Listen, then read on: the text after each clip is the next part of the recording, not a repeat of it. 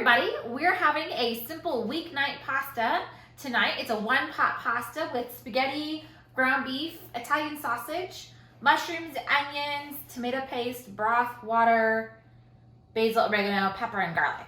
I think that's everything. I actually considered throwing in a green pepper if I had a spare one, but I didn't. This is one of those like pasta and veggie dishes that you could throw just about anything in and it'd be super tasty. I considered adding to the basil and oregano probably some fennel seed would be really yummy, give a little bit of a kick, and some parsley would be good too. So really this is one that once you get the base of it, you can add pretty much anything. Like you could throw in some diced tomatoes, like you could just make it your own. But it all goes in the one pot together. We're gonna start by cooking our meat, which I already have my ground beef and my Italian sausage in my pot. This is a Amazon Basics enamel coated cast iron Dutch oven. It is very heavy and very big, but perfect for great big one pot meals like this. A piece of hair on my nose. I have already washed my hands. I'm gonna use my Paper Chef Mix and Chop to kind of break up my meat a little bit. And you don't have to use Italian sausage if you don't want to. You could just use ground beef. You could just use Italian sausage. You could trade it out for andouille sausage is really good for one pot pastas. You could form the meat into meatballs if you preferred. I don't know how well that would cook with everything else. I don't know. Maybe don't do the meatballs. I'm just kind of making it up as I go. I've never actually made this particular recipe, but I have made plenty of one-pot meals and I've made plenty of different kinds of spaghettis and spaghetti sauces. So this one's pretty similar to all the other ones I've made before. So I'm just breaking all my meat up.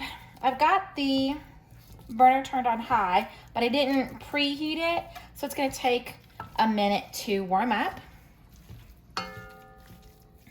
Hear that ring of that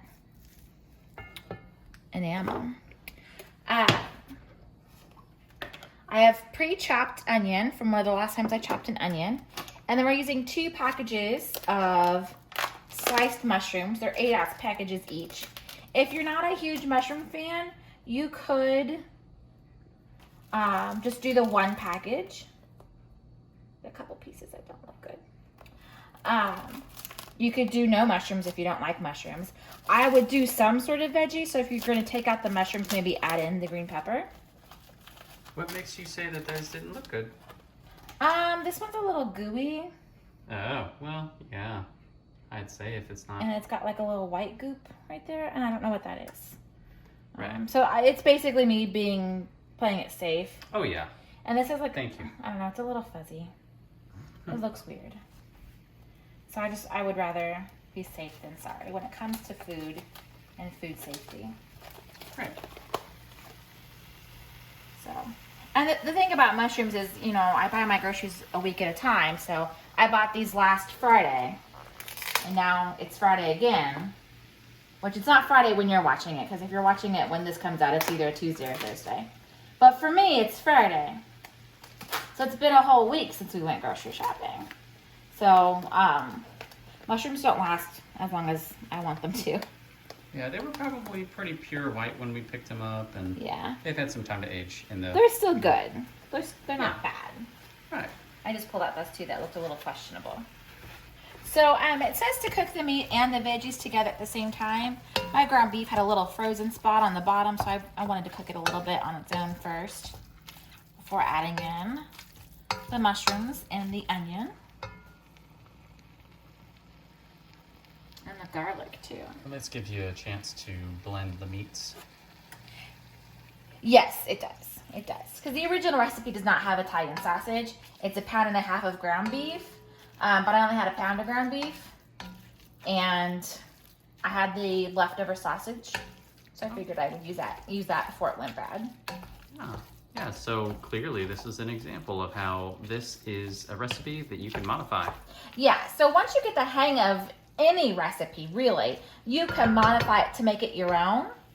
And I am a firm believer in cooking with what you have on hand. Yeah, I go to the grocery store to get your fresh produce and that sort of thing. But like most Italian sausage recipes only have you use 2 or 3 links. So I always end up with extras. So I like throwing that in with my pasta dishes that don't call for it. Just to use it up before it goes bad. I am going to go ahead and throw in my veggies now though. Because I've got my meat all good and broken up.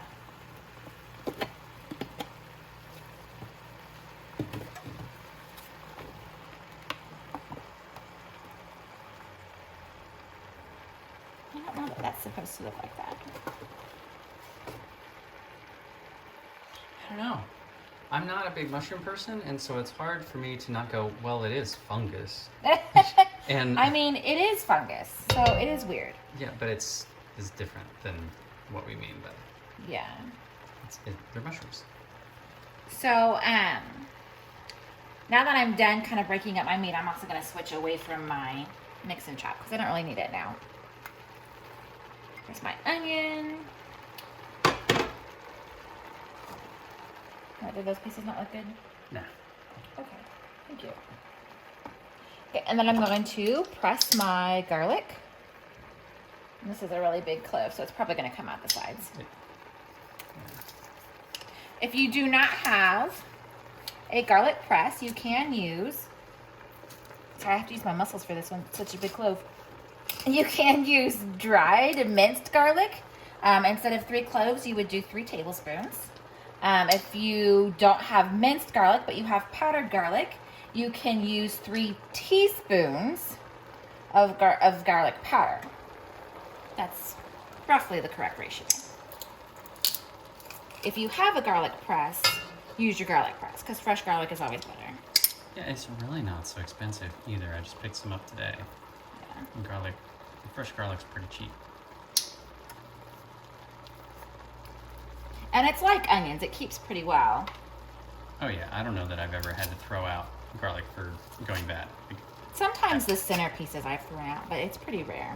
Oh yeah, because they start to green and they grow. So it's not like they go bad, it's just, they've been in there too long. Yeah. Replace 'em. They do get soft if they're in there too long, especially when they're like out of season, like fall and winter. They do good. tend to get a little soft. Good point. So I'm gonna take these. Yeah.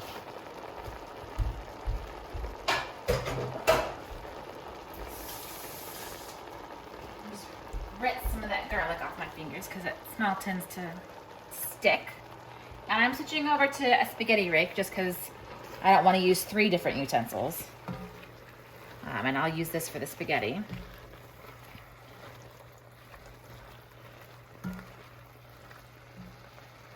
And because the Italian seasoning has spices, it already smells really delicious. So we're going to cook this until our meat browns. And then we're going to add in our beef broth and our water. So while this is cooking, I'm going to go ahead and start measuring out some of my ingredients. I need 3 cups of low sodium beef broth. You can also get gluten-free beef broth. I'm just using low sodium though. I'm not too concerned about gluten in my house. But if you are, that's groovy. You can get gluten-free beef broth. And I tend to buy it in the box rather than the can because feeding a family of 6 usually means I need a lot more than what a can has. Now, if I didn't have a second box of beef broth, I could just fill it up the rest of the way with water. That would be okay too. If you don't have beef broth at all, you can make beef broth with water and beef bouillon, but I expect you probably have broth and not bouillon.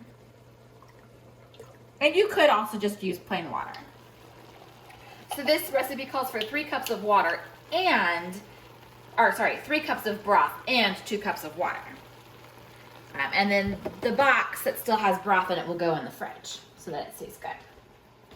And then I need to measure out. Give this another good stir. The meat is almost all browned, so we're almost ready to throw in the rest of our ingredients. Yeah, I mean, the veggies gotta cook some, but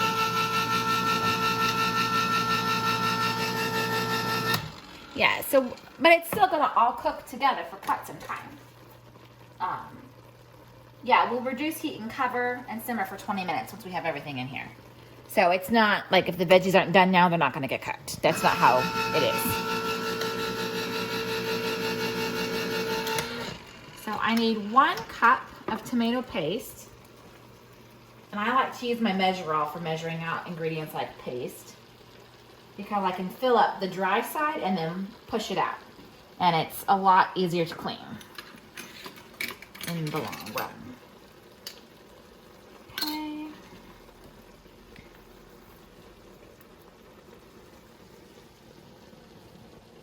And I'm just using a canning spatula because it gets into this can better and it's easier to wipe off than a spoon is.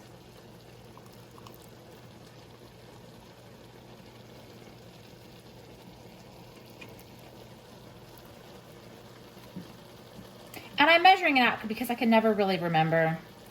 I mean, I know the can is 6 ounces, so it's not quite a cup. The cup is 8 ounces, give or take. Because metric and standard don't always convert exactly.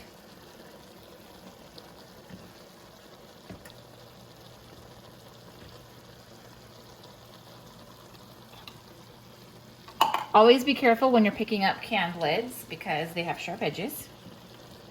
Just in case you did not know that. They have sharp edges and it hurts. Most of the things I know in the kitchen are because I have somehow done it wrong and had to learn from my mistake. Sometimes with pain. Yeah, yes, oftentimes with pain. So you can pitch the rest of that, or you can put it in a container, put some press and seal over it and save it for the next recipe. I would probably just pitch it because I won't need it.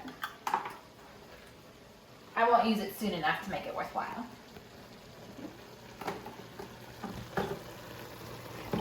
Trash spot.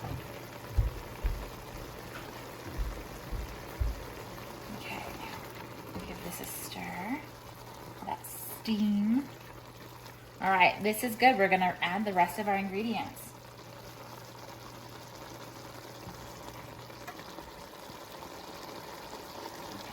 No particular order. Okay, we're doing the 3 cups of beef broth. I'm gonna go get 2 cups of water.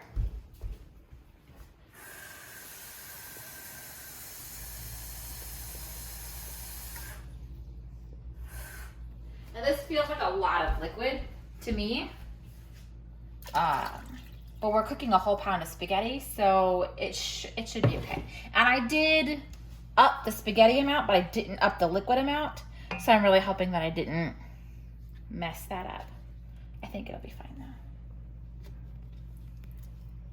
Okay, see how easy that was? It just slid right off. I don't have to scoop it out or anything.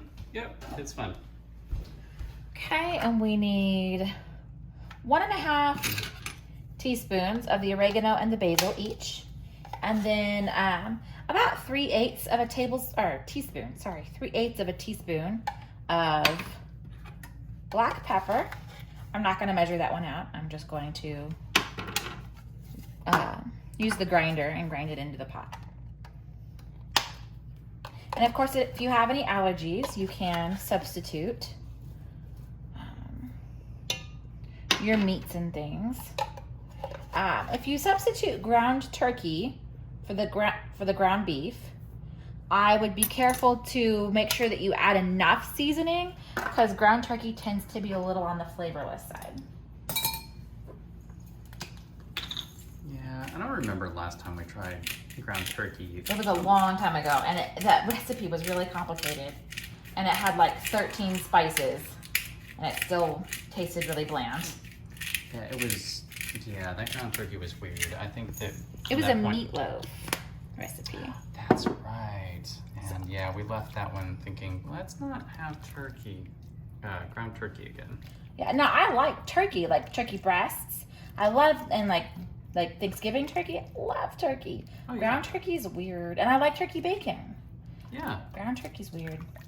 Okay, so I'm just giving all of this a good stir. You can see my tomato paste has kind of dissolved into the broth to make more of a, well, like a soup broth, really. And now if this is going to, some of the moisture is going to evaporate. Some of it's going to cook into the pasta. So it's looking like a lot of liquid to me. So I'm reassuring myself and I'm reassuring you that the pasta is going to eat all this liquid up. All right, I think that's probably good and mixed, at least for now. I'm going to add in, I use whole wheat spaghetti. You can use whatever spaghetti you like to use. Whole wheat or regular, or you could use linguine. You could use fettuccine. I don't know that I would switch to a tube pasta just because I haven't checked to see how the liquid would have to change, because not all pastas cook the same. And this is a good pot. It's a big pot, so I don't really have to worry about breaking these in half.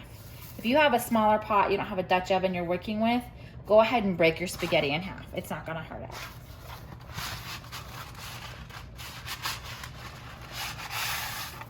And I'm just putting it in slowly, a little bit at a time, so that I don't make a big mess. Normally I just dump it. But then I normally end up with spaghetti everywhere. Oh, and you normally just have boiling water and you put it into. Yeah, I mean, I have other one-pot pastas too that are like this. That's true. So I just want to make sure that my spaghetti is all covered by all this liquid, so that it does soak it all up. And it's okay if your spaghetti breaks while you're getting it situated in the pot. It's not gonna hurt it. Okay, now I need to bring this to a boil. Once it's boiling, then we can cover it and let it cook for 20 minutes. If this was a smaller pot, just a little tip for bringing things to a boil, you can set a wooden spoon across the top. I mean, and it would have to be an all wooden spoon, like this one. But you can see my pot's way too big for that, so I can't do that. But if you need to bring something to a boil fast, put a wooden spoon across the top. Where's the scientific basis for that? There is none. It's just a little like kitchen fact, Old wives' tale? old kitchen wives' tale, old wives' kitchen tale. I don't know. It's just one of those things that I heard and I tried and it worked. We've got some cauldron bubbles going, but when I move things around, they kind of disappear. So we're gonna let it cook for longer. See, that big cauldron bubble that was right here, it's all gone. Ooh, there's one in a different spot. Yeah, just barely. Oh, yep. See, I moved it and now it's gone. Yeah.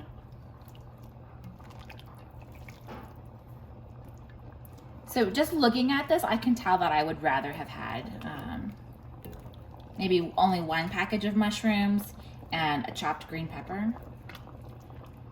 But I still think this is gonna be good. And my children really like mushrooms. Because very early on, we made it a rule that whatever I cook, y'all are gonna eat, whether you like it or not. So they eat it. And they were willing to try it. And so they like mushrooms. And my husband and I eat them. You heard James say that he doesn't really care about mushrooms. But he'll eat them because we want our kids to be able to eat them. So if our kids, and this goes for really anybody, or really anything, if you want your kids to have good habits, brushing their teeth, reading books, eating veggies, they need to see you doing it. So our children are voracious readers because they see me read. And our children have great big vocabulary because we use great big O words.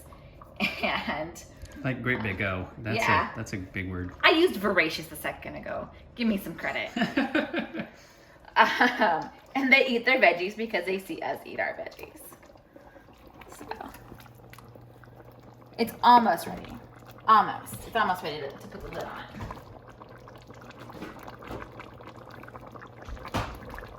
Got that great big cauldron bubble sound. And that spaghetti is getting softer to where Yes. it bends but doesn't break. It is, and the liquid is already getting thicker. What do you think about the liquid content? Gonna keep it as it is? I am going to keep it as it is.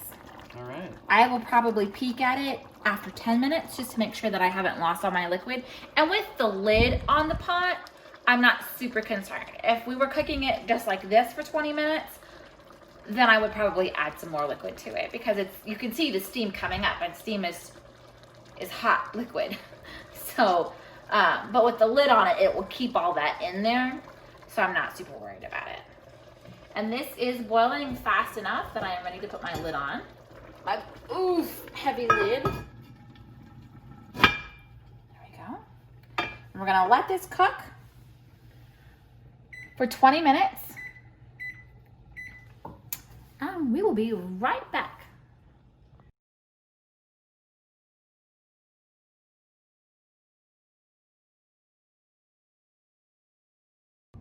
All right, let's check on our pasta. I did check on it. I waited 15 minutes instead of 10, like I said, and it looked good. And when you open your pots, always open away from you so the steam does not go towards your face and instead goes back towards the wall. And I am really pleased with the amount of liquid. I'm glad I didn't change it because then it would be way too much. This is good and thick. My only concern is that it did kind of stick and burn a little bit on the bottom. So maybe I should have checked it a little bit more often, and I would make that recommendation to you. Maybe give it a stir every 5 minutes or so. Don't just walk off and leave it on its own. Let me make a bowl so you can see just how yummy this looks.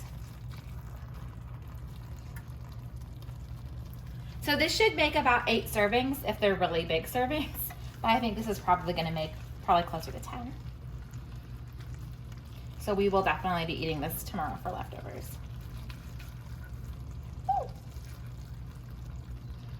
And I'm just kind of trying to get a little bit of everything in my bowl. Make sure I have plenty of mushrooms and plenty of meat. There we go. Simple weeknight pasta. It took maybe a total of 30 minutes, if that, to get it all cooked. And it looks and smells delicious. If you guys like this recipe, go ahead and hit that subscribe button for me. And make sure to follow my blog where I post all sorts of cooking tips and tutorials, meal planning ideas, and just all kinds of information about living life. I hope you have a wonderful day. Thank you so much for joining me.